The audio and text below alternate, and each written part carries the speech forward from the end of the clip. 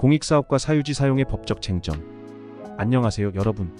오늘은 법률에 관심 있는 분들이라면 꼭 알아야 할 중요한 판결을 분석해 보겠습니다. 바로 부당이득 반환 청구와 관련된 2심과 대법원 판결입니다. 이 사건은 공익사업과 사유지 사용이라는 주제로 국가와 지방자치단체의 권한과 의무에 대한 중요한 법적 기준을 제시하고 있는데요. 그럼 사건의 배경부터 하나씩 알아보도록 하겠습니다. 사건 개요. 우선 이번 사건의 배경을 간략히 설명드릴게요. 2011년 서울 우면산 일대에 기습적인 폭우가 쏟아지면서 대규모 산사태가 발생했습니다. 서울특별시 서초구는 이 지역을 사방지로 지정하고 산사태를 막기 위한 사방시설을 설치했습니다.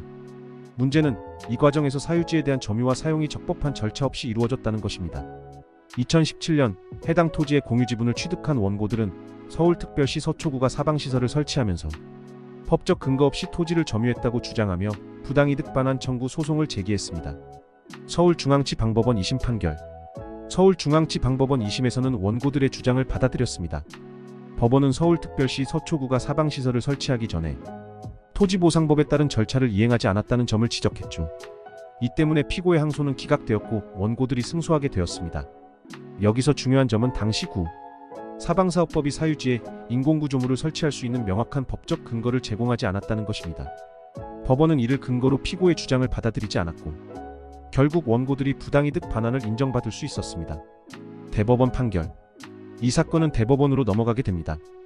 대법원은 2심 판결을 그대로 유지하며 서울특별시 서초구의 상고를 기각했습니다. 대법원은 국가나 지방자치단체가 사유지를 점유할 때는 반드시 적법한 절차를 따라야 한다는 원칙을 다시 한번 강조했죠. 특히 대법원은 사방시설 설치가 사방사업법에 근거하지 않고 이루어진 점을 지적했습니다. 따라서 사유지를 부당하게 점유한 것에 대한 반환 의무가 피고에게 있다는 결론을 내렸습니다. 판결의 시사점. 이번 판결이 우리에게 주는 교훈은 분명합니다. 공익사업이라 할지라도 사유지에 대한 사용은 반드시 법적 절차를 거쳐야 하며 이를 소홀히 할 경우 법적 책임이 뒤따를 수 있다는 점이죠. 이 판결은 앞으로 유사한 상황에서 중요한 법적 기준이 될 것입니다. 결론 및 클로징. 오늘은 서울중앙지방법원의 2심 판결과 대법원의 최종 판결을 통해 공익사업과 사유지 사용에 관한 법적 쟁점을 분석해 보았습니다.